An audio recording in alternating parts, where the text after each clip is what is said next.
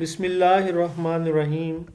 इन्नल्लाह व मलाइकतहु युसल्लूना अलन नबी या अय्युहल्लज़ीना आमनू सल्लु अलैहि व सल्लिमु तस्लीमा।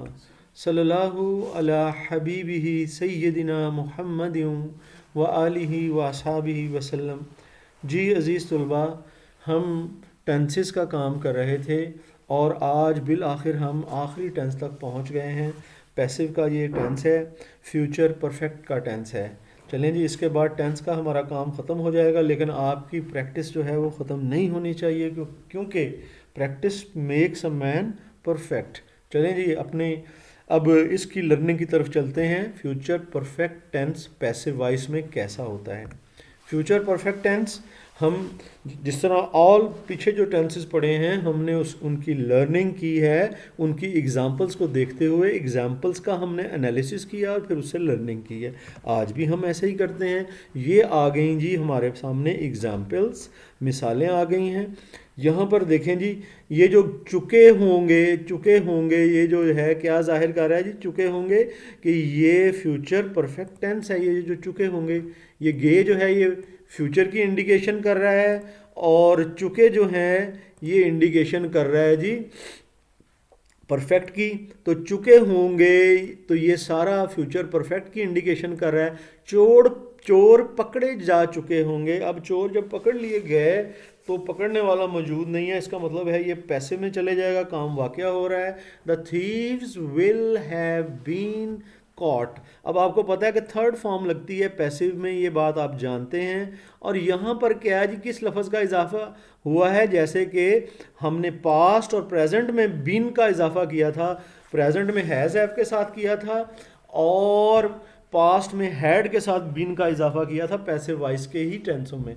तो यहाँ पर जी विल हैव के साथ विल हैव, ठीक है ना, विल हैव, शैल हैव, इसके साथ हम जो है ये लगाएंगे जी बीन, और बीन के बाद थर्ड फॉर्म पैसिव में लगती ही लगती है।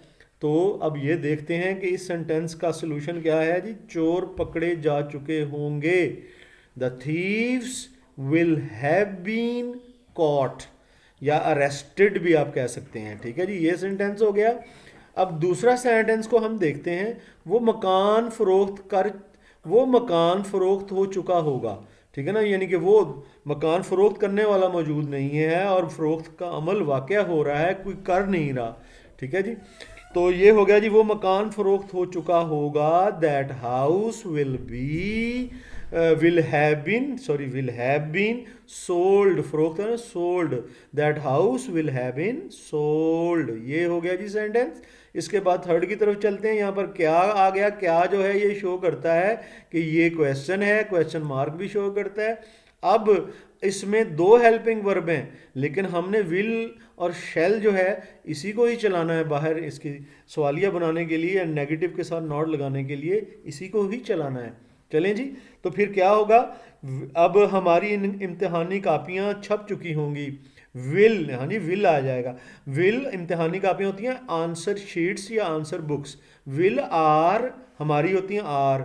Will are answer books have been published. Have been लगना है साथ में, क्योंकि ये जो है परफेक्ट है फ्यूचर पैसिव में। क्या तुम्हारी गैर हाजिरी लग चुकी होगी। ठीक है ना, ये जो है जी, जो गैर हाजिरी लगने उसे कहते हैं मार्क एब्सेंट। मार्क प्रेजेंट होती है, हाजिरी लगना। ठीक है ना, क्या अब लगनी है, तो ये सवालिया है। Will you have been marked absent.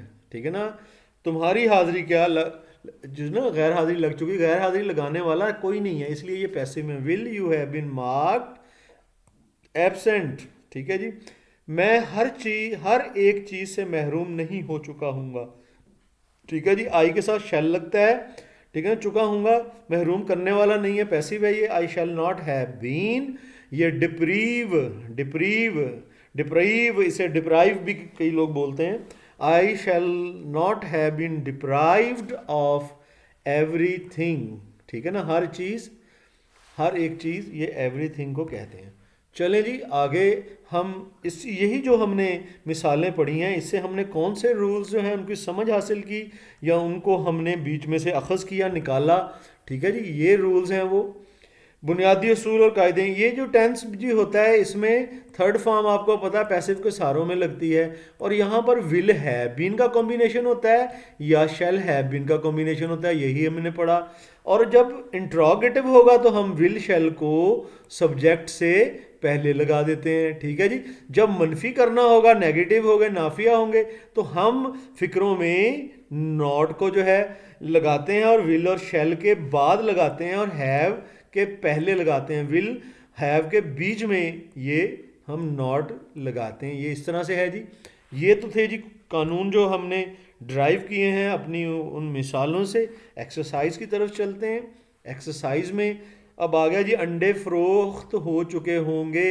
ये अंडे जी एग्स विल हैव बीन फरोख्त होना sold, eggs will have been sold नहीं होंगे हो चुके होंगे तो फिर eggs will not have been sold क्या हो चुके होंगे, will eggs have been sold हो जाए ना। आगे क्वेश्चन मार्क भी आएगा। मैच खेला जा चुका होगा, ठीक है ना। Match will have been played, अब नहीं खेला जा चुका होगा, match will not have been played. क्या मैच खेला जा चुका होगा, will match have been played हो जाएगा। रेलगाड़ी ठहराई जा चुकी होगी, ठहराना का मतलब होता है स्टॉप कर देना उसको, ठीक है ना।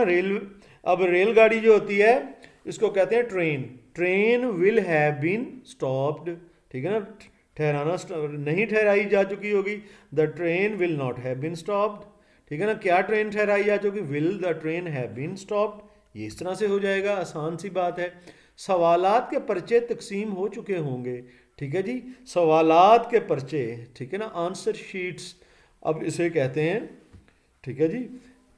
Answer sheets will have been distributed, ये होगा जी। सवालात के पर्चे तकसीम होना होता है डिस्ट्रीब्यूट, और थर्ड फॉर्म ये डिस्ट्रीब्यूटेड। क्या दरिया अबूर हो चुका होगा, हाँ जी। विल द रिवर, हाँ जी, will the river have been crossed, will the rivers have been crossed. ये ऊपर वाला हमने क्या किया, सवालात के पर्चे तकसीम हो चुके होंगे, हाँ जी। The answer sheets will have been delivered भी हो सकता है, डिस्ट्रीब्यूटेड भी। तुम्हारा नतीजा 1 अक्टूबर से पहले निकल चुका होगा, your result will have been declared before 1 October. नाग कहते हैं इसको, स्नेक को, स्नेक नाग पकड़ा नहीं जा चुका होगा, the snake will not have been caught. क्या हॉल के दरवाजे बंद हो चुके होंगे, will the doors of the hall have been closed, बंद होना क्लोज्ड, ठीक है जी। आगे क्वेश्चन मार्क, डूबते हुए लड़के को बचा लिया गया होगा, ठीक है ना। ड्राउनिंग बॉय, डूबता हुआ लड़का, drowning boy will have been, बचा लिया गया होगा, saved, drowning boy will have been saved. जी स्टूडेंट्स आपको मुबारक हो, आज आपने अपने जो है टेंसेस कंप्लीट कर लिए हैं। पहले एक्टिव किए थे, अब पैसिव किए हैं। इनकी प्रैक्टिस उस वक्त तक कीजिएगा जब तक ये आपके लाशऊर का हिस्सा ना बन जाएं, आपको बिल्कुल आपकी फिंगर टिप्स पे ना आ जाएं। प्रैक्टिस जारी रखिएगा, इस तरह से आपकी लर्निंग हो जाएगी। और फिर इंग्लिश जब आप बोलेंगे, जब लिखेंगे, सुनेंगे, जो रीडिंग करेंगे, जो भी मामला करेंगे, तो इंशाल्लाह आपके लिए आसानी हो जाएगी। मुझे अपनी दुआओं में याद रखिएगा। इंशाल्लाह आपके साथ फिर मुलाकात होती रहेगी नए लेक्चर्स के साथ। फ़ी अमानिल्लाह, अल्लाह हाफिज़।